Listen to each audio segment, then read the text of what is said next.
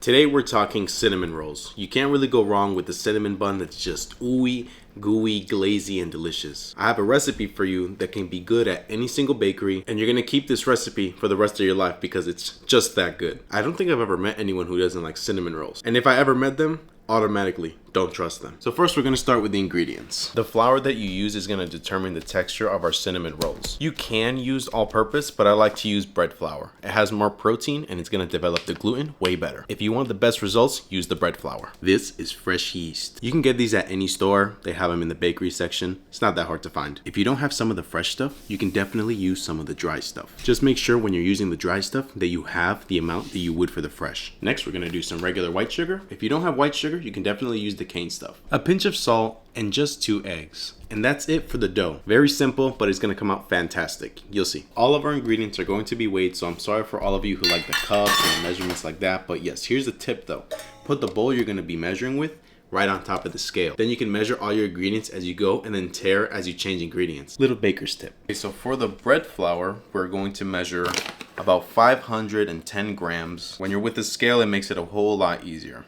That's 416 and that's 510 right here. We're gonna be measuring 250 milliliters. If you have a volume measuring cup, you should find milliliters on the side. Now it's time for the fresh yeast. I gotta be honest with you, this actually smells terrible, but it's because it's yeast, so fair warning. We're gonna use only 15 grams. Like I said, if you don't have the fresh stuff, you can definitely use the dry, but just make sure you cut it in half. Next up is the sugar. I'm going to be measuring 55 grams. This is the food for our yeast. Now we're gonna hit this with just 1 teaspoon of regular salt. Now for the 2 eggs, there's the first one and there's the second one. Now right before I hand this over to the KitchenAid, we're just gonna mix all these ingredients together just until it comes together. No more than 5 minutes. You see?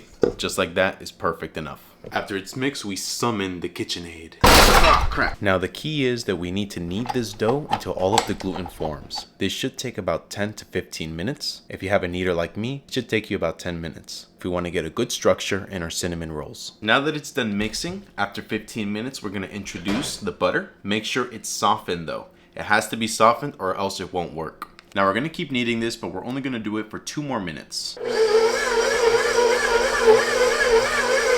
Just look at how this gluten has developed. It's a beautiful thing. Now I'm gonna make this real easy for you. Get yourself a bowl of any kind and make sure you grease it too. You don't wanna forget this step. We essentially have made brioche dough. So in theory, you can take these, ball them up, and turn them into little brioche buns. We're gonna cover them with plastic, and we're gonna let them rise for about 1 hour. You can put this in an oven that's turned off. That works perfectly. While our dough is proofing, I'm gonna show you how to make the cinnamon filling.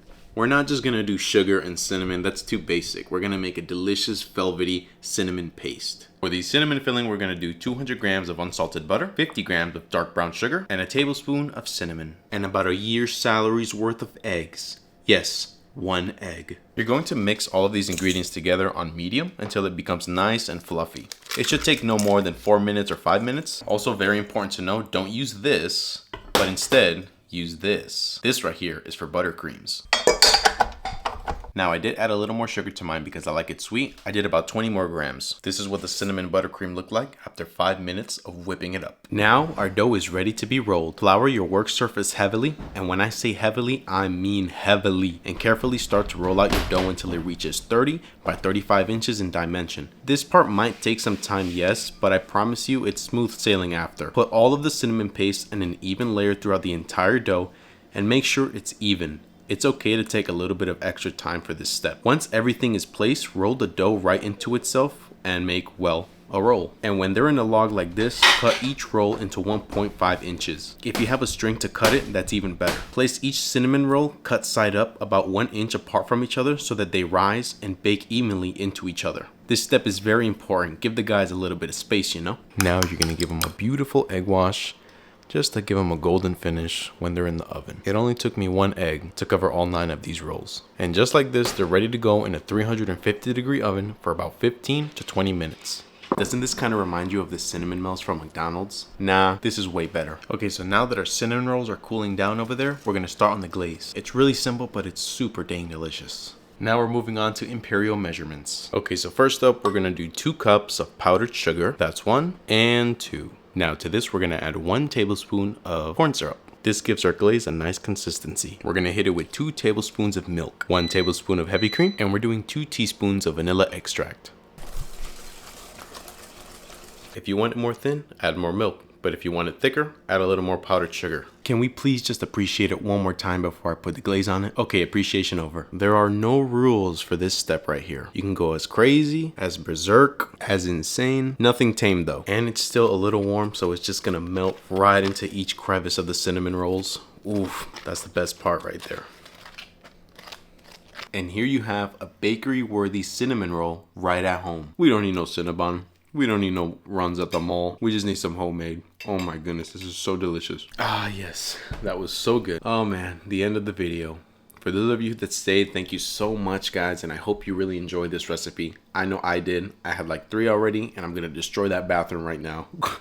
No, but really, if you're really looking for a good cinnamon roll recipe, try this one out. Anyone can literally do it. And I serve this at the bakery that I work at, so you know it's good. Thanks again so much for watching, you guys. Please subscribe, like, and share. And I'll see you in the next one.